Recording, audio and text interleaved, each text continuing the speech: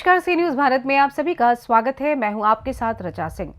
खबर जमुई से है, जहां जिलाधिकारी राकेश कुमार ने अति नक्सल प्रभावित क्षेत्रों में सरकार द्वारा चलाई जा रही सुविधाओं का जायजा लिया।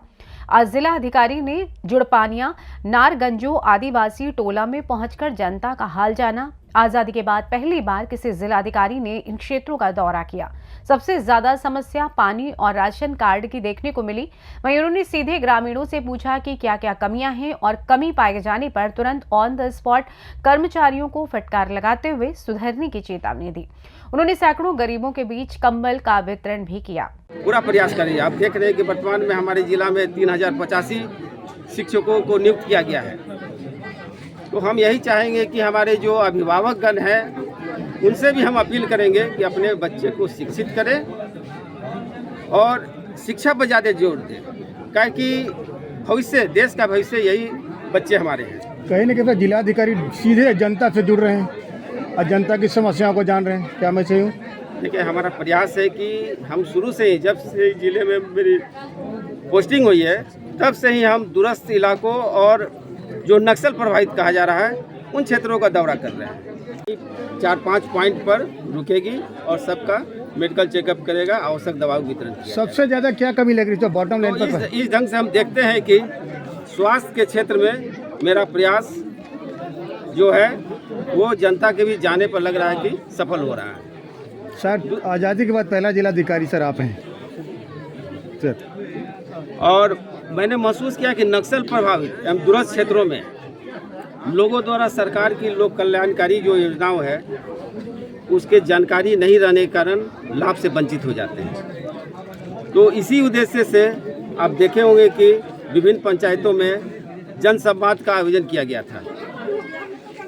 साथ ही मेरे द्वारा भी जो भ्रमण किया जा रहा है, खासकर नक्सल प्रभावित और दूरस्थ क्षेत्रों में, वहाँ भी आवास, राशन कार्ड, पेयजल और पेंशन, मेरा फोकस इसी पर आता है जो मूलभूत सुविधा है किसी के लिए। तो हम समस्या सुनते हैं, सर्वे कराते हैं, सूची बनवाते हैं, फिर उसका हम निदान करवाते हैं। इसी क्रम में हम आज ये जो गांव है यहाँ भी आए हैं और यहाँ जो हमारे क्षेत्रीय कर्मचारी है वो जो नहीं आते हैं तो उनको भी हम चेतावनी दिए हैं कि अगर हम भ्रमण कर रहे हैं तो आपको घूमना होगा। आपका काम है इन लोगों के बीच जाएं और समस्या सुने और अवगत हमको कराएं।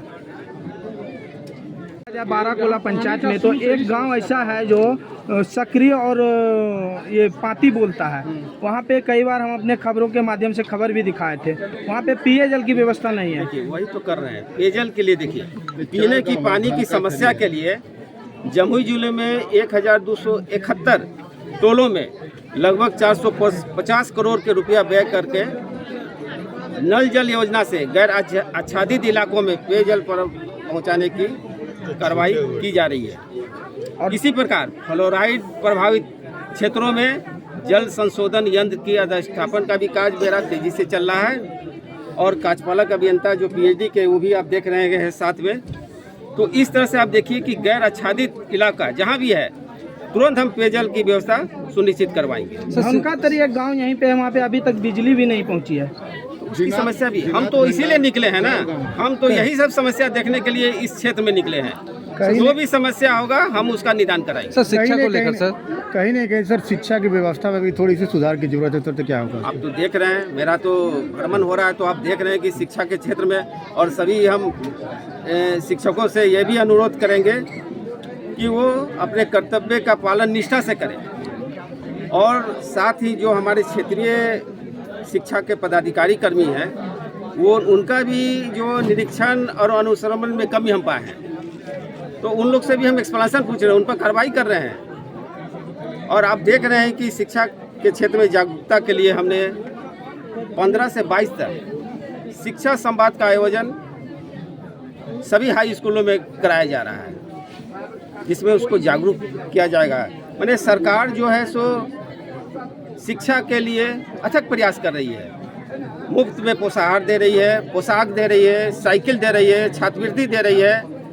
यहाँ तक कि जो +2 के बाद निकलते हैं उनके लिए हर एक जिले में मेडिकल कॉलेज की स्थापना, इंजीनियरिंग कॉलेज की स्थापना, पॉलिटेक्निक और IIT, तो ये सब चीज़ सरकार के द्वारा हर जिले में कराई जा रही है। साथ ही आप देख रहे हैं कि जो उच्च शिक्षा के लिए जो गरीब स्टूडेंट हैं उनके लिए लोन भी, स्टूडेंट क्रेडिट कार्ड के माध्यम से लोन भी मुहैया कराई रही है। तो राकेश कुमार यहाँ सुदूर देहात क्षेत्र में आए हुए जुड़पनिया अवसर से क्या कुछ सरकार की योजनाएं जमीन तक उतरेगी? देखिए, राज्य सरकार के द्वारा आवश्यकता अनुसार जगह जगह पर प्राथमिक स्वास्थ्य केंद्र के अतिरिक्त स्वास्थ्य उपकेंद्र की भी स्थापना की गई है। और जो जोरपनिया है, नरगंजो है, चरका पत्थल, इस सब में भी स्वास्थ्य उपकेंद्र पूर्व से स्थापित है, जिसमें सभी आवश्यक दवाएं वहां उपलब्ध हैं। इसके अतिरिक्त नक्सलियत प्रभावित क्षेत्र में या दूरस्थ क्षेत्र में आवश्यकता के अनुसार हम लोग मेडिकल टीम को भी भेजते हैं।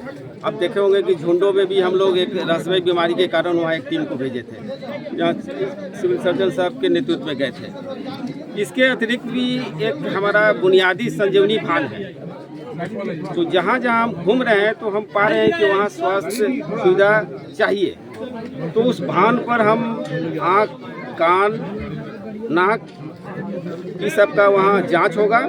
साथ ही सभी आवश्यक दवाओं के साथ मेडिकल टीम भी रहेगी। जमुई बिहार से सी न्यूज संवाददाता वीरेंद्र कुमार की रिपोर्ट।